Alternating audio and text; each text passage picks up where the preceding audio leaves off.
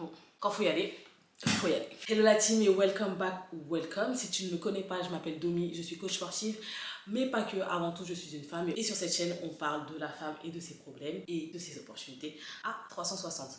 Ça fait super longtemps qu'on ne s'est pas vu, mais si j'attends d'aller mieux pour revenir, je ne vais jamais revenir. Donc là, je me suis dit qu'on allait faire une vidéo reprise, se remettre dans le mood, se remettre dans le taf et se remettre sur YouTube parce que un de mes objectifs cette année était d'être régulière sur YouTube. On peut dire que, entre guillemets, c'est dead, parce que sur 12 mois, on est au 11e, donc d'un moment, il faut dire les termes, ok. Si vous ne savez pas pourquoi j'ai disparu, l'une des raisons pour lesquelles j'ai disparu, allez voir ma dernière vidéo. Et puis après, on va pas se mentir, j'étais concentrée sur d'autres réseaux sociaux. En tout cas, là, comment se remettre dans le bain après des épreuves. Honnêtement, un deuil, je pensais vraiment que ça allait bien et je me suis clairement, comment on dit, je me suis fourvoyée, voilà. Je me fourvoie en pensant qu'en un mois et demi, tout était réglé, pump et là, on est reparti comme à l'an 40. Je peux vous dire qu'en fait, j'étais dans le déni et que quand la vérité m'a rattrapée, ça a été hyper violent. Mais quand je vous dis hyper violent, là, je suis dans une phase où limite, j'ai l'impression que je suis bipolaire. Parce qu'il y a un jour, je suis au top du top, je veux tout arracher, tout bip, tout défoncer, etc. Et l'autre jour, j'ai envie d'être dans mon lit, que personne ne me parle, mon téléphone il est en mode avion, je calcule personne et disparition sur vous en fait. C'est hyper compliqué à gérer et même pour mes proches c'est compliqué à gérer. Mais là, entre guillemets, je suis égoïste et je pense qu'à moi parce que sinon j'ai pété un câble. Franchement, il y a même un moment où je me suis dit, va falloir aller voir un psy, et je le pense toujours d'ailleurs, et je vais certainement aller voir un psy. Pour l'instant, j'essaie de gérer au mieux.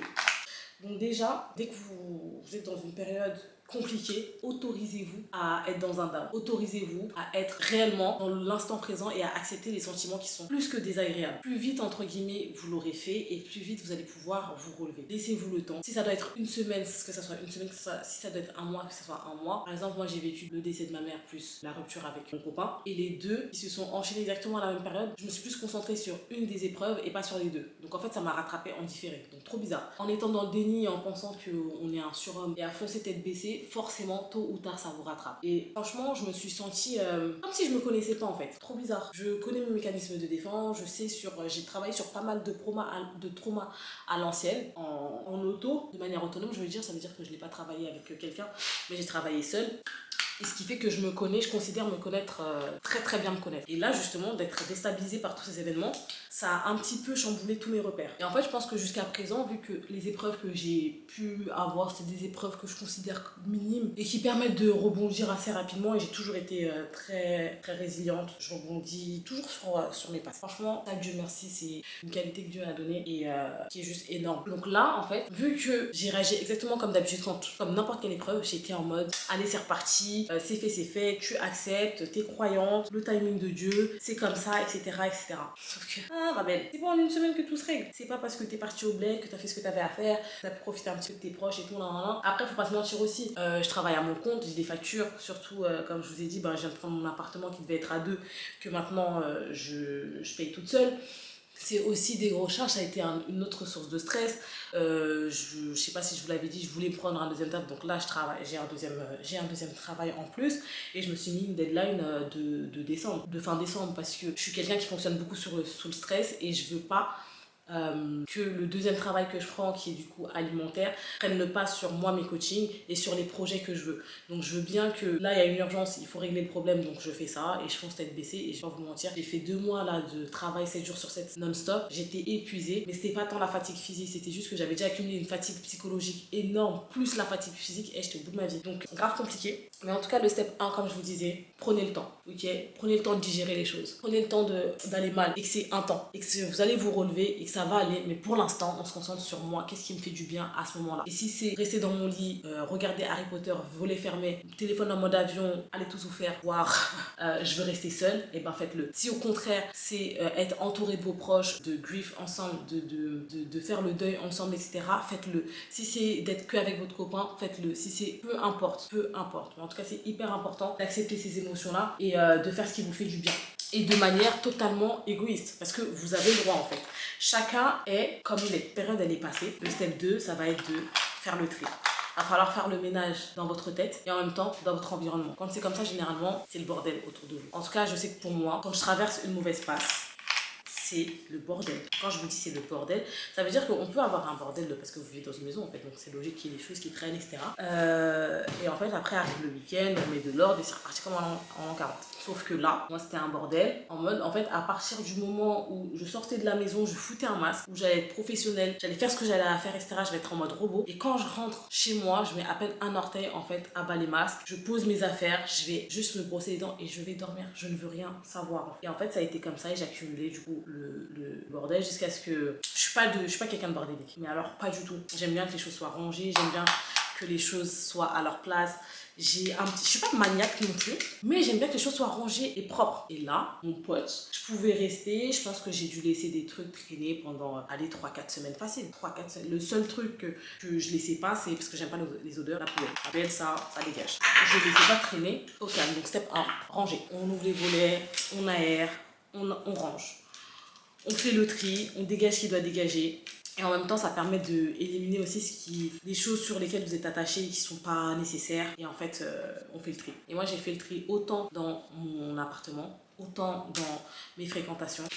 Je ne mendie pas l'attention des gens et je ne cours pas après les gens. Et j'estime que de toutes les épreuves que j'aurais pu vivre, le deuil est quand même la chose la plus importante. Que ce soit le deuil d'un parent et que Dieu m'en préserve et nous en préserve, que ce soit le deuil, j'en sais rien, d'un enfant. En tout cas, un truc qui est aussi lourd. J'attends de certaines personnes que je considère comme ma famille ou mes proches être présents pour moi et ceux qui n'ont pas été, passent. Et ça a été le plus dur. Ça a été vraiment le plus dur. Je dirais en fait, à quel moment, c'est à cette période-là que tu te rends compte en fait, finalement qui est là pour toi et qui ne l'est pas. Et ça a été hyper révélateur. Il y a des personnes où, clairement, zéro surprise. Ou plutôt surprise, mais agréablement, quoi. Mais je savais. Il y a des personnes pour moi, pour qui je savais, notamment une. Et en fait, non, pas du tout, je savais pas. Parce que la personne a été totalement absente et inexistante. Et ça a été violent. Mais ça, je sais que c'est un de mes traits de caractère qui est archi compliqué. C'est parce que quand j'aime, je suis tellement loyale. Quand j'aime, je peux déplacer les montagnes, les océans, tout ce que tu veux. Tout. Je suis pas la personne la plus présente quand il y a des heureux événements, dans le sens où je suis toujours aussi contente pour mes proches, en mode comme si c'était moi et encore plus. Je suis super excitée, surexcitée, tout, etc. Mais on va dire que quand c'est plus douloureux, c'est moi le rock. C'est moi qui suis solide, c'est moi qui vais venir faire ce qu'il y a à faire, etc. Parce que je me doute bien que la personne, à ce moment-là, elle est incapable de le faire. Donc, si je peux l'alléger de choses que je maîtrise, je le fais. Parce qu'il y a des choses, généralement, quand il arrive un malheur chez un proche, c'est des choses que tu ne maîtrises pas. Tu l'allèges de ce que tu peux, tu vois. Et donc là, en fait, ça m'a ouvert les yeux sur ça. Et je pense que ça a été hyper violent parce que je pensais vraiment pas me tromper sur les personnes qui m'entourent. Et je pensais pas que du coup, là, encore une fois, on se fout, on se trompe. Donc, faites le tri, autant dans vos fréquentations, autant chez vous, ce qui traîne dans les cloches. Qu'on soit clair, que ce soit le sang ou pas le sang, si la personne vous fait du mal, tant pis en fait. Qu'est-ce qu'il y a? Là, aujourd'hui, je dis ça, parce que maintenant, j'ai accepté, ça me fait toujours mal. C'est vraiment une personne que j'aime énormément et tant pis. En fait, c'est la vie, faut accepter, c'est comme ça. Et souvent, je suis la première à dire, ouais, mais on pourrait se dire, est-ce que t'en as parlé avec la personne, etc. Mais en fait, il y a des choses qui sont logiques. T'as beau être occupé comme tu veux, quand tu sais qu'un de tes proches vit une épreuve aussi compliquée, la moindre des choses, t'appelles en fait. Je te demande pas de passer, toute la journée avec moi, mais t'appelles. Moi, c'est pas grave. Ça reste grave douloureux parce que je me demande encore une fois comment est-ce que c'est possible, mais tranquille, maintenant on sait. Si vous êtes une personne qui n'arrivait pas à parler, je vous conseille de ouf d'écrire ce que vous ressentez. C'est vraiment quelque chose de... toute votre haine, etc. Essayez de trouver un exutoire. Pour moi, c'est le sport, mais malheureusement, c'est aussi mon travail, donc c'est grave compliqué. Et dites-vous, j'ai aussi le basket. Et pendant un moment, en fait, je pouvais pas aller au basket parce que je n'arrivais pas à voir les gens. Je ne voulais pas. En fait, ça m'angoissait de voir les gens. Parce que le basket, normalement, c'est là où je suis à 10 000% moi-même, où je m'éclate, où je fais ce que j'ai à faire, etc. Où mon cerveau, il est sur pause et je kiffe le moment. Sauf que là, en fait, j'étais pas bien. Donc, je savais que j'allais tirer la tronche. Et j'avais pas envie qu'on vienne me parler. Et j'avais pas envie de foutre un masque, en fait, à ce moment-là. Et je savais que j'aurais pu jouer et à tout moment craquer. Et soit partir pour pas pleurer devant les gens, soit pleurer et vouloir continuer pour que ça puisse me défouler, etc. Donc, en fait, c'était hyper compliqué. Donc, j'allais même plus au basket. Et puis, j'ai repris tout simplement l'écriture et ça m'a fait énormément de bien. On prend le temps, on écrit, on essaye de se remettre step by step, de mettre un pied devant l'autre. Parce qu'on est des femmes capables et parce qu'on a le droit d'aller mieux et même si ça passe par des épreuves compliquées, on les accepte et on met un pied devant l'autre. Donc une fois qu'on a bien profité, on s'est isolé, on a fait ce qui nous faisait du bien par rapport au moment. Une fois qu'on a fait tout ça, c'est parti. On a fait le rangement, on a remis de l'ordre, on a refait le ménage et dans notre environnement et dans notre tête. Ensuite, on essaye d'aller mieux. Et pour ça, qu'est-ce qu'il faut? Soit quoi parler. Aller voir un psy ou, comme je vous ai dit, moi c'est l'écriture thérapie. J'ai mon journal là, d'ailleurs qui est presque fait, il faut que je recommande un. Moi c'est ça, que je fais lors de ma morning routine et c'est en fait carnet de gratitude. Il est franchement bien, je l'aime beaucoup. Et les nouveaux que j'ai vus là, je suis pas fan. Il manque des choses, je les trouve incomplets. Et franchement, je le mets dans un coin de ma tête. Mais si un jour sort un truc, il y aura clairement partie écriture, carnet de gratitude, etc. Ça, c'est un truc que je vous recommande énormément. Parce que malgré toutes les difficultés, toutes les épreuves, il y a forcément quelque chose de bien dans votre vie qui mérite de vous faire, de vous mettre du baume au cœur, qui mérite de s'attarder et de dire oh putain, mon Dieu merci. Oh putain, j'ai pas ça, ça c'est dur, etc., etc. Mais quand je suis là, je me sens bien. Ça peut être le fait d'être en famille, ça peut être le fait de faire un travail qui vous plaît. Pour moi, c'est clairement mon appartement. Je le répète et je le redis. Je suis plus que fan de mon appart. Je me sens bien. Il y a une énergie fou. Il commence à prendre forme. Est-ce que je vais sortir les vlogs moving? J'espère. J'aimerais vraiment bien revenir sur YouTube. Franchement, quand je dis que je me mets une deadline pour décembre, c'est vraiment, j'aimerais bien revenir sur YouTube. En fait, j'ai envie de sortir les projets que je n'ai pas sortis suite à tous ces événements-là. 2024 part sur de bonnes bases. Mais du coup, j'ai tellement de choses qui sont remplies dans mes cartes mémoire et j'ai pas les supprimer. Il faut que je les monte et que je les sorte. Et c'est pas grave si c'est en différé. Et je trouve que c'est trop bien de revoir des images du début d'année et de me revoir pleine d'énergie et pleine d'espoir. J'aurais jamais pu se douter que cette année elle allait être hyper compliquée. J'ai hâte de faire mon bilan de l'année. Je pense que j'en ferai une vidéo parce que elle mérite. Et donc, comme je disais, gratitude. Se reconnecter aux choses qui sont importantes, se reconnecter à soi, ce qu'on a envie de faire et en fait les épreuves ça permet vachement de relativiser et de se dire mais en fait c'est quoi, voilà ce que je mérite, voilà ce que je veux et voilà ce que je vais faire pour y arriver. Même si je suis quelqu'un de très très dur avec moi-même, je pense que c'est nécessaire. Au bout d'un moment tu es obligé de faire certains sacrifices pour atteindre tes objectifs et plus tu as des objectifs et des envies, plus les sacrifices ils vont être importants en fait. Donc let's go. Et ensuite step 3, et bien le plan, qu'est-ce qu'on fait? On commence par quoi? Ok, là je suis capable de faire ça. Là il reste, je sais pas moi, maintenant 5 semaines, même pas, si 5 semaines avant la nouvelle année. Voilà ce que je suis capable de faire. Voilà ce que je suis capable de produire pour y arriver. Moi je sais que je m'auto-sabote beaucoup en ce moment. Comme je vous ai dit, dans ma tête c'est un peu le bordel. Mais je me suis dit du coup, ok, je sais que c'est le bordel dans ta tête. Qu'est-ce qu'on peut faire? Bien comme là. Aujourd'hui ça va. Je me sens de parler. J'avais envie de maquiller. J'ai envie de faire du contenu. Et ben let's go. Je le fais. Et les jours où je veux pas, que je ne veux rien faire, et ben je le fais pas. En fait, pourquoi se compliquer la vie là? Pourquoi? Genre, t'as pas envie? Tu fais, ma belle, pourquoi t'as pas poudré là? T'es en train de luiser comme. De luire? De luiser? On peut parler comme ça la phrase, j'arrive. Donc, je disais, là je me sens de faire ça, j'ai envie de le faire, donc je le fais. Les jours où j'aurais pas envie et j'aurais envie de retourner en hibernation et d'aller envoyer tout valser, eh ben je le fais aussi. Là l'objectif c'est de créer du contenu au maximum quand ça va, de le monter, de le mettre de côté, de prévoir la sortie pour continuer à être présente même les jours où ça va pas. Parce que le plus dur en fait quand tu filmes on va dire et que tu montes quand t'as envie, et en plus moi je suis capable de te sortir, de te filmer un truc, de le monter, de le sortir le même jour sans problème. Mais après, je peux ne rien faire pendant je sais pas combien de jours. Donc là, il s'agirait d'arrêter ça. Il s'agirait, ouais, d'arrêter ça. Là, on fait du mieux qu'on peut. Et en fait, c'est ça le message que je voulais vous dire. Malgré les épreuves, c'est pas toujours facile. Et puis surtout, on va pas se mentir, dans une épreuve, on se sent seul. Aussi bien entouré d'être. Chacun, finalement, a sa vie. Chacun a ses problèmes. Et on n'a pas toujours envie, en fait, d'aller déranger les autres. Parce que ce qu'on vit, on n'a pas forcément... Enfin, je sais pas si vous êtes pareil, mais personnellement, quand j'ai un truc, j'aime pas, on va dire, entre guillemets, niquer le mood des gens. Tu vois, je veux bien quand ça arrive, etc. Mais là, on est à plus 4 mois et c'est à nous de prendre le relais et d'essayer de s'auto-gérer seul parce que bah, c'est comme ça, faut avancer. Donc là, on va essayer de faire plein de vidéos routines, vidéos où je vous embarque avec moi au tard, ouais, des vidéos, voilà, se remettre dedans. Et on va essayer d'aller mieux together. Là, j'espère vraiment toucher une audience qui, comme moi, est au bout de sa vie, mais qui va se relever. Parce que les girls, attendez, je fais juste ça.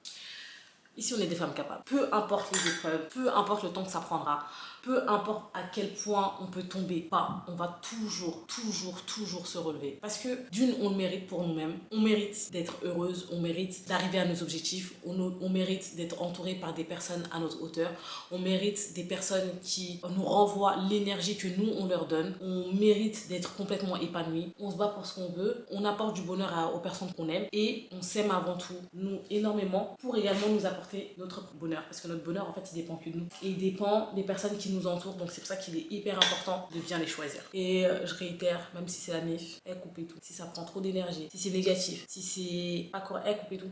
Restez courtois, voilà, puisque religieusement parlant, ça reste important. On reste courtois en truc, mais autant d'importance là, on a fini avec ça. Donc, j'ai terminé mon make-up off cam et je vous reprends juste après. Parce que là, vu que c'est les heures de pointe, j'ai pas envie d'être en retard.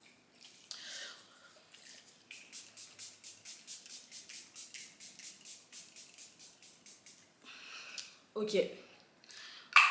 Et en dernier lieu, le conseil que je pourrais vous donner, c'est de prier. Prier, prier, prier, parce que sur cette terre, on n'est que des hommes et on n'est pas seuls.